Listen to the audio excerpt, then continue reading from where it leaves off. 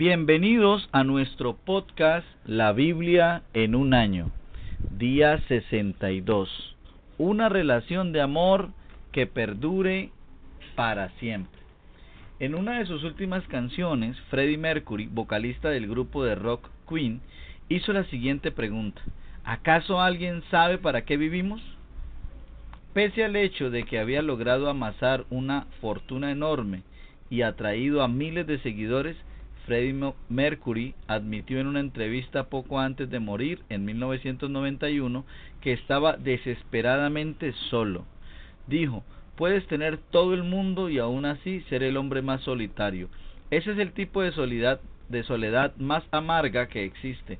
El éxito me trajo fama mundial y millones de libras esterlinas, pero evitó que tuviera la única cosa que todos necesitamos: una relación de amor que perdure para siempre. Solo hay una relación que sea completamente de amor y duradera, y fuimos creados para ella. Sin esta relación siempre habrá un profundo sentimiento de soledad y falta de propósito y dirección. La relación con Dios está en el corazón de la fe cristiana y en ella encontramos aquello para lo que vivimos. ¿Cómo podemos tener una relación con el Creador del universo? ¿De qué manera podemos comenzar a comunicarnos con Dios en la práctica? ¿Cuál es la base de esta relación? Salmos capítulo 28 del 1 al 9. Señor, tú eres mi roca. Canción de David. Vamos a leer en la PDT. Señor, tú eres mi roca. A ti te pido ayuda. No te me hagas el sordo. Es que si callas, yo seré como el resto de los que han muerto y han bajado al sepulcro. Elevo mis manos hacia tu templo santo. Escúchame cuando te llamo. Ten compasión de mí. No me castigues como a pecador, como a quien hace maldad, como a quien habla de paz con sus semejantes mientras planea hacerles el mal. A ellos dales el castigo que se merecen. Castígalos devolviéndoles el mal que planean hacer a otros. Hazles lo que han hecho a otros. Dales el castigo que se merecen. El Señor los destruirá y no les dará otra oportunidad, porque ellos ni siquiera tratan de entender todas sus obras maravillosas. Bendito sea el Señor, porque ha respondido a mis súplicas. El Señor me da fortaleza y es mi escudo. Mi corazón está dichoso porque Él me ayudó, y ahora lo alabo con mis canciones. El Señor le da fortaleza a su pueblo y protege a su rey elegido. Salva a tu pueblo, bendice a los tuyos, guíalos y cuídalos para siempre. Desarrolla un patrón de oración. La oración es una manera clave de desarrollar una relación con Dios. Al hablar con Él, no hay un modo establecido sobre cómo orar. En la Biblia hay cientos de oraciones diferentes. A veces resulta de ayuda seguir un patrón, como por ejemplo el Padre Nuestro. Otro modelo que me resulta de utilidad es la mnemotécnica con la palabra inglesa acts, en español hechos. Estos elementos suelen hallarse en las oraciones que vemos en la Biblia. El contexto de este salmo es el temor, posiblemente el miedo a una muerte prematura. Tal vez David se enfrentaba a una enfermedad o a una profunda desesperación. Temía morir en desgracia y ser contado entre los muertos. Versículo 1. Su oración a Dios incluye lo siguiente. La A: Señor, te adoro. Bendito sea el Señor. Versículo 6a. Aún en medio de una situación difícil, David decide alabar a Dios. Independientemente de las circunstancias, alaba a Dios por quien es Él y por lo que Él ha hecho. Vemos otro ejemplo de esto en el pasaje del Nuevo Testamento, cuando la gente adoraba a Jesús. San Marcos capítulo 11, versículos 9 y 10. C: yo confieso. Oye mi voz suplicante. Salmo 28, versículo 2a. Pide el perdón de Dios por las cosas malas que hayas hecho.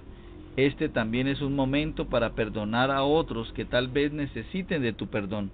Como Jesús dice en el pasaje del Nuevo Testamento de hoy: y cuando estén orando, si tienen algo en contra de alguien, perdónenlo, para que también su Padre que está en el cielo les perdone a ustedes sus pecados. Marcos capítulo 11, versículo 25. La T: te daré mi gratitud. Mi corazón salta de alegría y con cánticos le daré gracias. Salmo 28, versículo 7, la parte C. Agradece a Dios por la salud, la familia, los amigos y todo lo demás. El valor de la acción de gracias también puede verse en la lectura del Antiguo Testamento de hoy, y se puede ver en Levítico capítulo 7, versículos del 12 al 15. S. Oye mi súplica. Cuando a ti acudo en busca de ayuda. Salmo 28, 2a. Ora por ti, por tus amigos y por otras personas. Es interesante leer que David expresa esta frase: cuando tiendo los brazos, versículo 2b. Pareciera ser casi un sinónimo de la oración. Las manos tendidas o levantadas en adoración no son un concepto moderno, se trata efectivamente de una de las formas más antiguas de oración. Vamos entonces a ponerlo en práctica y a orar. Señor, te adoro, te alabo, alabado sea el Señor. Te confieso uno a uno mis pecados, Señor. Oye mi clamor, por misericordia, y perdona mis pecados. Te daré gracias porque eres bueno. Gracias, Señor, por escuchar mi súplica. Hoy clamo a ti por tu ayuda. Ahora vamos a leer Marcos capítulo 11, versículos del 1 al 25. Jesús entra a Jerusalén. Cuando estaban cerca de Jerusalén, en los pueblos de Betfagé y Betania, cerca del monte de los Olivos, Jesús llamó a 2 de sus seguidores y les dijo: vayan a la aldea que está enfrente, y tan pronto lleguen encontrarán atado un burro que nadie ha montado. Desátenlo y tráiganlo. Y si alguien les pregunta por qué están haciendo eso, díganle que el Señor lo necesita y que pronto lo devolverá.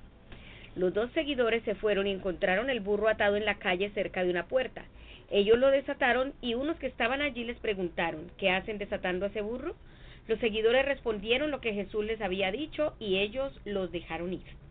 Entonces llevaron el burro a Jesús, pusieron los mantos de ellos encima y Jesús se sentó. Mucha gente extendió sus mantos en el camino, otros cortaban ramas de los árboles y las extendían en el camino. Los que iban delante y los que iban atrás gritaban: ¡viva el Salvador! Bendito el que viene en el nombre del Señor. Bendito el que viene el reino de nuestro Padre David. ¡Viva Dios que está en los cielos! Jesús entró a Jerusalén y fue al templo. Miró por todos lados y como ya era tarde se fue para Betania con los 12. Al día siguiente, cuando salían de Betania, a Jesús le dio hambre. A lo lejos vio una higuera con hojas, fue a ver si tenía frutos para comer, pero la higuera no tenía más que hojas, porque no era época de cosecha. Jesús le dijo: que nadie coma de tus frutos nunca más. Los seguidores escucharon eso. Entonces llegaron a Jerusalén y Jesús entró en la aldea del templo, en el área del templo. Empezó a echar a los que estaban comprando y vendiendo cosas allí. Derribó las mesas de los que cambiaban dinero y los asientos de los que vendían palomas. No permitió que nadie entrara en el área del templo cargando mercancías. Jesús comenzó a enseñarles: ¿acaso no está escrito: mi casa será llamada casa de oración para todas las naciones? Pero ustedes la han convertido en una guarida de ladrones. Los jefes de los sacerdotes y los maestros de la ley escucharon a Jesús y empezaron a buscar la forma de matarlo. Le tenían miedo porque toda la gente estaba asombrada por sus enseñanzas. Esa noche Jesús y sus seguidores se fueron de la ciudad. En la mañana, cuando iban caminando, Jesús y sus seguidores vieron que la higuera se había secado de raíz. Pedro recordó lo que había dicho Jesús antes y dijo: mira, maestro, se secó la higuera que maldijiste ayer. Y Jesús contestó: tengan fe en Dios.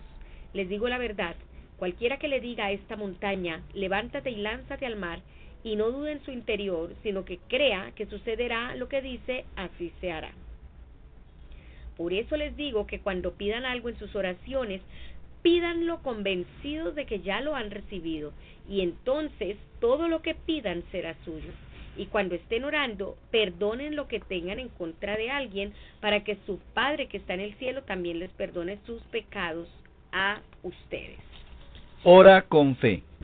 El gran énfasis del Nuevo Testamento es que nos relacionamos con Dios por la fe. No podemos ganarnos el derecho de tener una relación con Dios. Es un don que recibimos por fe. En este pasaje vemos la importancia que Jesús da a la fe. Dijo: tengan fe en Dios, versículo 22. Dice que por fe puedes mover montañas si crees sin dudar en tu corazón. Versículo 23.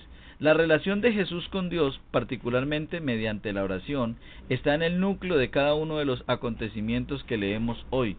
Cuando Jesús se aproxima a Jerusalén, la gente lo adora, clama Hosana, versículos 9 y 10, que originalmente era tanto un clamor de felicidad como petición de auxilio y significa: te pedimos que nos salves o sálvanos ahora. Al llegar a Jerusalén, Jesús echa a los cambistas movido por su celo, por la pureza de la casa de Dios. Dice: ¿no está escrito? Mi casa será llamada casa de oración para todas las naciones. Versículo 17. El pasaje concluye con la enseñanza de Jesús a sus discípulos sobre la falta de perdón, la cual puede ser un obstáculo en la oración y en tu relación con Dios. Señala: y cuando estén orando, si tienen algo en contra alguien, perdónenlo, para que también su Padre que está en el cielo les perdone a ustedes sus pecados. Versículo 25. Jesús dice que no debemos retener algo contra alguien. No hay límites para el perdón. La falta de perdón destruye relaciones. El perdón suele exigir valentía, pero al decidir perdonar podemos ver cómo se restauran relaciones y se experimenta gran gozo. Se ha dicho que el primero en disculparse es el más valiente, el primero en perdonar es el más fuerte, el primero en olvidar es el más feliz. Entrelazado en estos acontecimientos, Jesús demuestra el poder de la oración en la parábola de la higuera. A partir de esa ilustración viviente, enseña a sus discípulos la importancia de la fe y el fruto en nuestra relación con Dios. La higuera tenía hojas pero no fruto. Jesús le dijo: nadie vuelva jamás a comer fruto de ti. Versículo 14. Me encanta la forma en que Joyce Meyer aplica esta parábola. Si nuestra vida gira en torno a la iglesia, pero no tenemos frutos, no estamos viviendo nuestra fe. Podemos leer nuestra Biblia, escuchar mensajes cristianos y asistir a reuniones de oración, pero si no tenemos tiempo para ayudar a otras personas ni mostrar amabilidad, somos como la higuera, con hojas pero sin fruto. Si tenemos hojas, también debemos tener fruto. Jesús utiliza una hipérbole para explicar que debemos tener absoluta confianza en la disposición de Dios a dar respuesta a la fe de sus hijos. En la literatura rabínica, monte suele usarse como un modo figurado para denotar un obstáculo. Jesús parece decir que Dios vendrá en respuesta a la fe, para quitar los obstáculos aparentemente imposibles. Dice: por eso les digo, crean que ya han recibido todo lo que están pidiendo en oración y lo obtendrán. Versículo 24. Entonces, vamos a orar. Señor, muéstrame si hay alguien a quien debo perdonar hoy. Ayúdame a perdonar. Gracias por tu maravillosa promesa. Todo lo que ustedes pidan en oración, crean que ya lo han conseguido y lo recibirán. Versículo 24, Dios habla hoy. Por lo tanto, hoy, Señor, te pido por.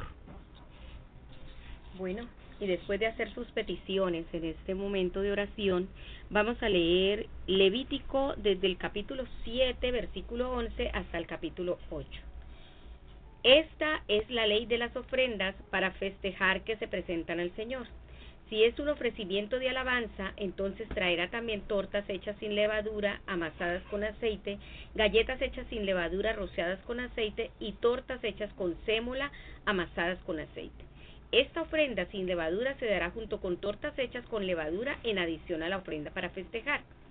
De toda ofrenda se destinará una parte como distribución al Señor, la cual pertenecerá al sacerdote que rocíe la sangre de la ofrenda para celebrar. En la ofrenda para festejar en alabanza, la carne del animal se comerá el mismo día en que se ofreció, sin dejar nada para el día siguiente.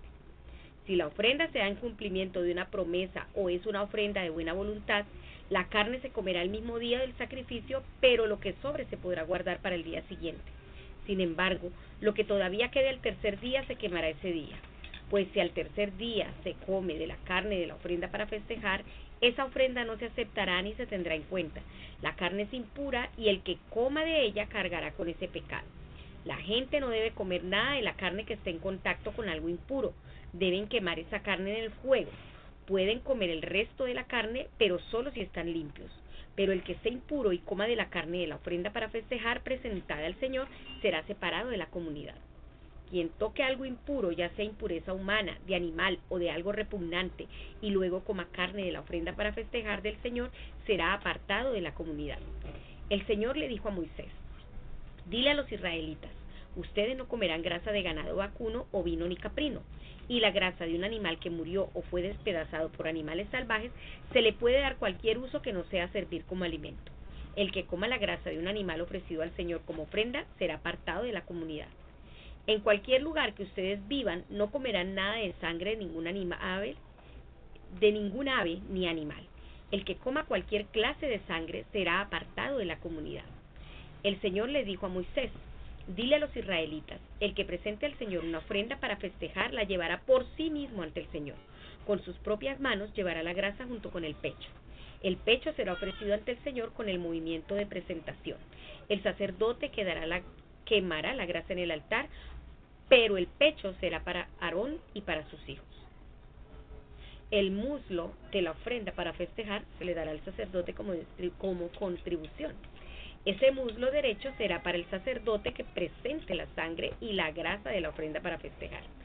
Porque las ofrendas para festejar que dan los israelitas, yo he tomado el pecho ofrecido con el movimiento de presentación y el muslo para dárselos como contribución al sacerdote Aarón y a sus hijos. Esa será la parte que les corresponderá siempre de las ofrendas de los israelitas. De las ofrendas de comida para el Señor, esa es la parte que les corresponde a Aarón y a sus hijos desde el día que el Señor los consagró como sacerdotes. El Señor mandó que los israelitas le dieran esa parte desde el día que los consagró. Es una orden permanente que cumplirán los israelitas y sus descendientes. Esas son las leyes en lo referente a los sacrificios que deben quemarse completamente.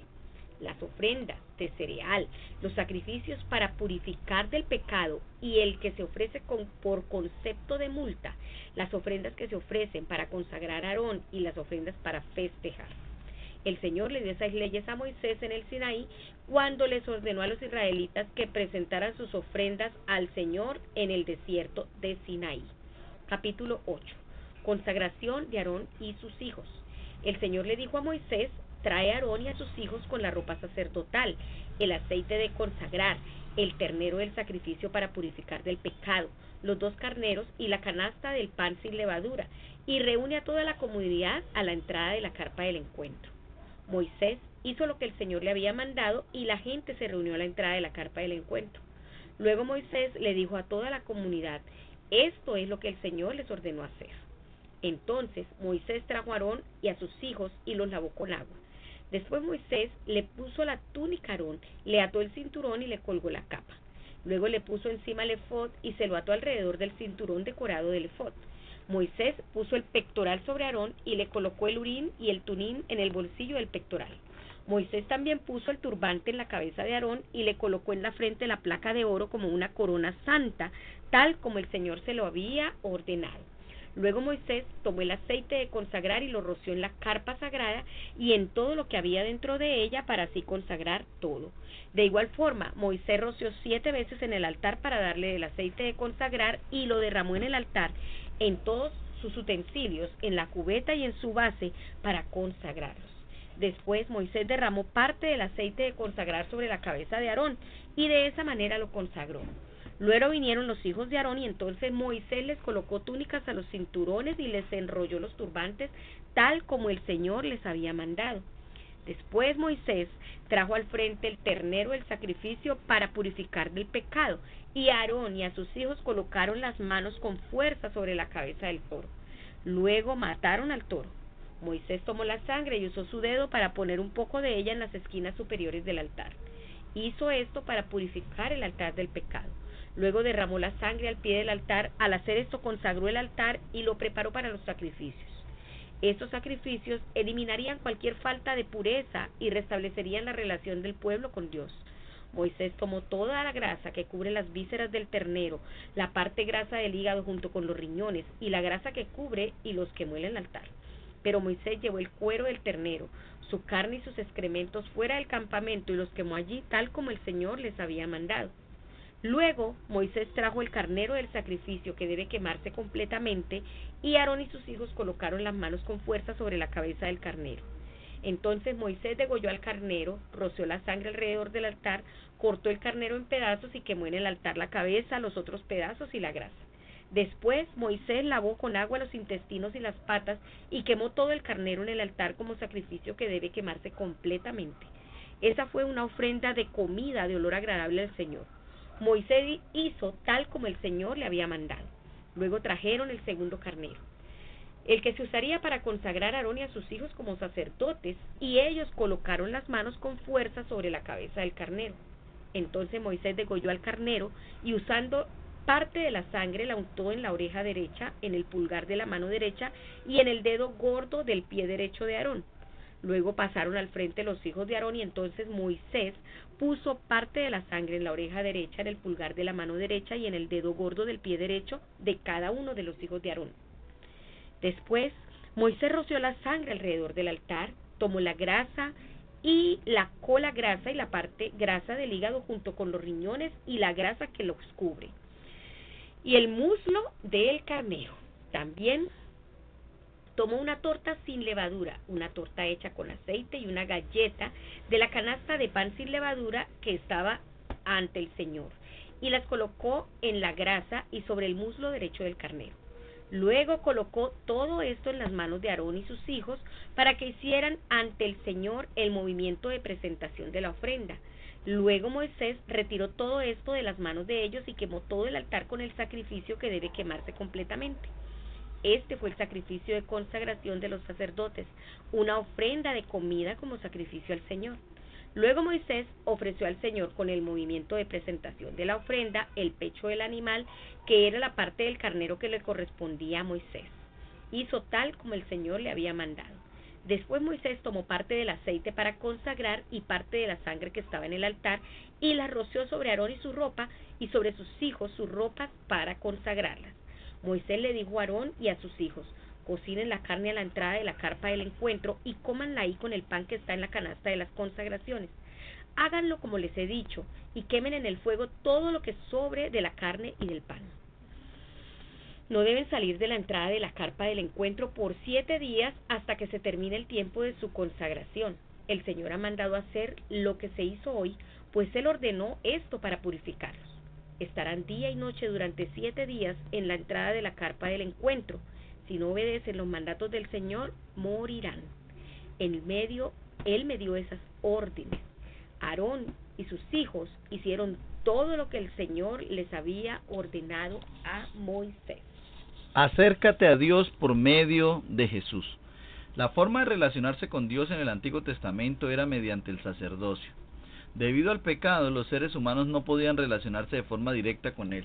Tenían que acceder a través de un sacerdote y en particular necesitaban un sumo sacerdote. En este pasaje vemos cómo Aarón fue ungido para esta tarea. Moisés, para consagrar a Aarón, lo ungió derramando sobre su cabeza el aceite de la unción. Capítulo 8, versículo 12. Aarón fue un anticipo de Jesucristo. La palabra Cristo significa el ungido. El sacerdocio de Aarón era falible. Tenía que ofrecer sacrificios por sus propios pecados, así como los del pueblo. Jesús es el gran sumo sacerdote. A través de Jesús puedes relacionarte con Dios confiadamente y tener una relación directa con Él. Como señala el escritor de Hebreos, por lo tanto, ya que en Jesús, el Hijo de Dios, tenemos un gran sumo sacerdote que ha atravesado los cielos, aferrémonos a la fe que profesamos, porque no tenemos un sumo sacerdote incapaz de compadecerse de nuestras debilidades, sino uno que ha sido tentado en todo de la misma manera que nosotros, aunque sin pecado. Así que acerquémonos confiadamente al trono de la gracia para recibir misericordia y hallar la gracia que nos ayude en el momento que más la necesitemos. Hebreos capítulo 4, versículo 14 al 16. En efecto, gracias al sacrificio de Jesús por nuestros pecados, estás en una mejor posición que los sacerdotes del Antiguo Testamento. Compara Hebreos 10:22 con Levítico 8:30. Por medio del arrepentimiento y el perdón, tu relación con Dios es transformada por completo y puedes acceder de forma directa a su presencia, tal como lo hacían los sacerdotes del Antiguo Testamento cuando ingresaban al tabernáculo de reunión. Acerquémonos pues a Dios con un corazón sincero y con la plena seguridad que da la fe, interiormente purificados de una conciencia culpable y exteriormente lavados con agua pura. Hebreos 10:22. Vamos a orar. Señor, gracias porque por medio de Jesús puedo acercarme al trono de la gracia confiadamente y recibir misericordia y auxilio. Hoy pido tu misericordia y gracia en todo lo que haga y diga. Ayúdame a permanecer cerca de ti y a caminar en una relación de amor contigo que perdure para siempre. Bueno, la pastora Pipa comenta lo siguiente, tomando como referencia Salmo 28 del 6 al 9. Me encanta la combinación de Dios siendo nuestra fortaleza y nuestro escudo, y a la vez nuestro amoroso pastor que nos guiará por siempre. Recordemos que la Biblia en un año es escrita por el pastor Nicky Gumbel de la iglesia HTB en Londres. Y las voces del podcast de hoy son de Marisol Rojas y Luis Alfonso González. Que el Señor les bendiga.